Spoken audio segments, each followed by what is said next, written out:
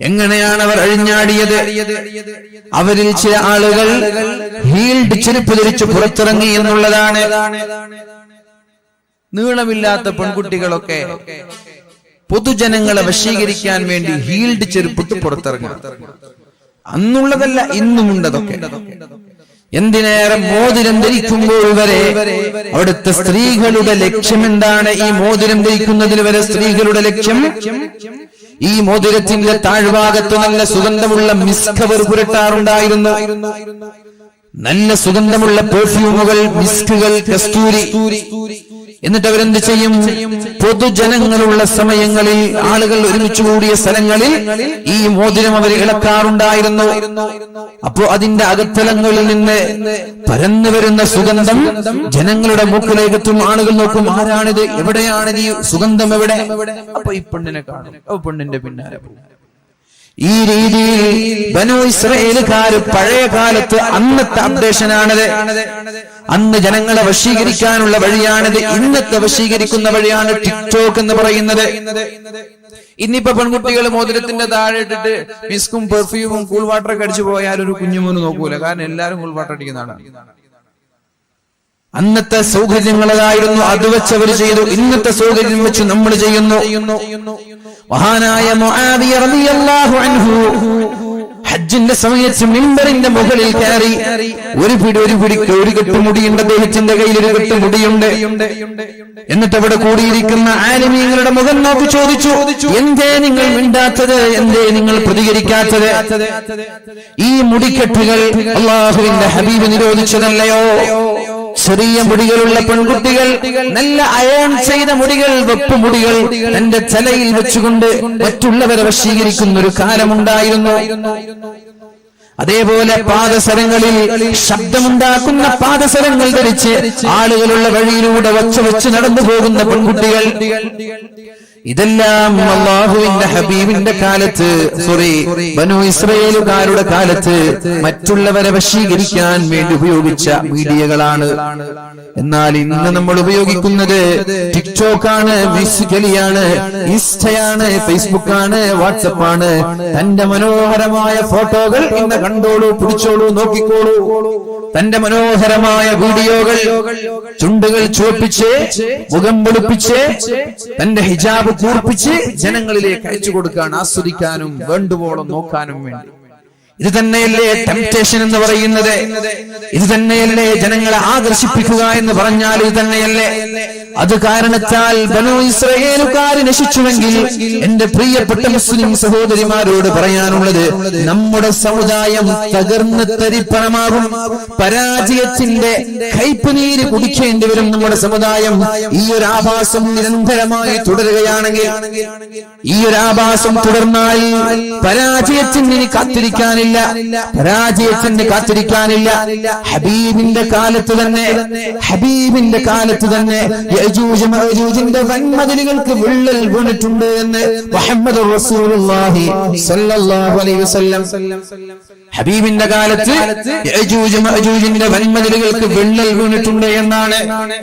എന്നാൽ ആ വിള്ളലുകൾക്ക് വലിപ്പം കൂടി ഇതാ നമ്മൾ നശിക്കാൻ പോവുകയാണ്, തകരാൻ പോവുകയാണ്, പരാജയത്തിന്റെ കൈപുനീര് കുടിക്കാൻ പോവുകയാണ്.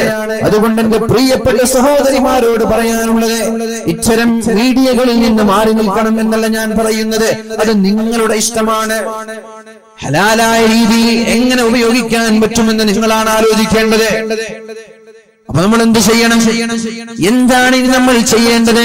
നമ്മുടെ വീഡിയോകളും നമ്മുടെ ഫോട്ടോകളും നമ്മുടെ ഫാമിലി സർക്കിളിന്റെ അകത്ത് തന്നെ ആയിക്കോട്ടെ, പുറം ലോകത്തേക്ക് വേണ്ട, പൊതുജനങ്ങളുടെ മുമ്പിലേക്ക് വേണ്ട. നിന്റെ ആങ്ങളമാർ, നിന്റെ ഭർത്താക്കന്മാര്, നിന്റെ മക്കള്, നിന്റെ വീട്ടുകാര് കണ്ടോട്ട് കുഴപ്പമില്ല.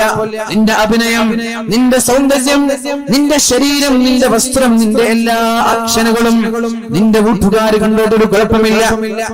പക്ഷേ പൊതുജനങ്ങളുടെ മുമ്പിലേക്ക് പ്രദർശിപ്പിക്കുന്നത്, അന്യപുരുഷന്മാരുടെ മുമ്പിലേക്ക് നീ പബ്ലിഷ് ചെയ്യുന്നത് തെറ്റ് തന്നെയാണ്. മുസ്ലിം സമുദായത്തിന് തെറ്റാണ്.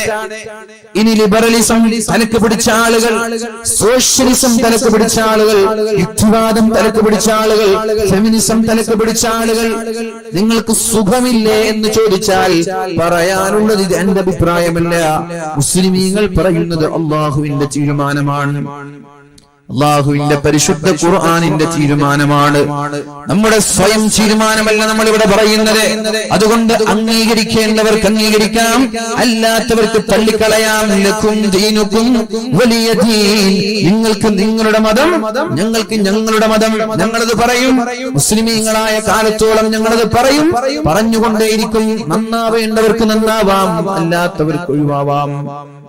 ഈ അടുത്ത് എ റഹ്മാന്റെ ഒരു മകളുടെ ഫോട്ടോ ഫേസ്ബുക്കിലൊക്കെ ഒരു പ്രാകൃത വേഷം എന്ന രീതിയിൽ പലരും ഷെയർ ചെയ്യുകയുണ്ടായി. എ റഹ്മാന്റെ എന്തോ ഒരു അവാർഡ് വേളയിൽ അദ്ദേഹത്തിന്റെ മകൾ പർദ്ദ ധരിച്ചു, മുഖം മറച്ചു, എന്നിട്ട് മുഖവും മുഖയും ഒന്നും കാണാതെ ഏതോ ഒരു അവാർഡ് സ്വീകരിക്കാൻ വേണ്ടി വന്ന ഒരു ഫോട്ടോ. അദ്ദേഹത്തിനെതിരെ പലരും കുതിര കയറി, നിങ്ങൾ ഇങ്ങനെയാകുമെന്ന് ഞങ്ങൾ വിചാരിച്ചില്ല, ഇത്രത്തോളം അപരിഷ്കൃതനാകുമെന്ന് വിചാരിച്ചില്ല. അദ്ദേഹം എന്ത് ചെയ്തു, അദ്ദേഹത്തിന്റെ ഭാര്യയുടെയും മറ്റൊരു മകളുടെയും ഫോട്ടോ അദ്ദേഹം ഫേസ്ബുക്കിൽ ഇട്ടിട്ട് പറഞ്ഞു, അതവളുടെ ഇഷ്ടമാണ്, ഞാൻ അവളെ തടയാൻ പോയില്ല. എന്റെ ഒരു ഭാര്യ തലമറക്കാതെ ജീവിക്കുന്നുണ്ട്, എന്റെ ഒരു മകളും തലമറക്കാതെ ജീവിക്കുന്നുണ്ട്, ഞാൻ അവളെയും തടഞ്ഞില്ല. ഇപ്പുറത്തൊരു പെണ്ണ് പർദ്ദ ധരിച്ച്, മുഖം ധരിച്ച്, കയ്യൊറ ധരിച്ച് ജീവിക്കുന്നുണ്ട്, അവളെയും ഞാൻ തടഞ്ഞില്ല. എന്നാൽ യുക്തിവാദികൾക്ക് എന്താ വേണ്ടത്? തലമറക്കാതെ ശരീരത്തിന്റെ ഔറത്ത് മറച്ച ആളുകളെ ഒരു പിതാവ് തടയുന്നത് അവർക്ക് ഇഷ്ടമല്ല.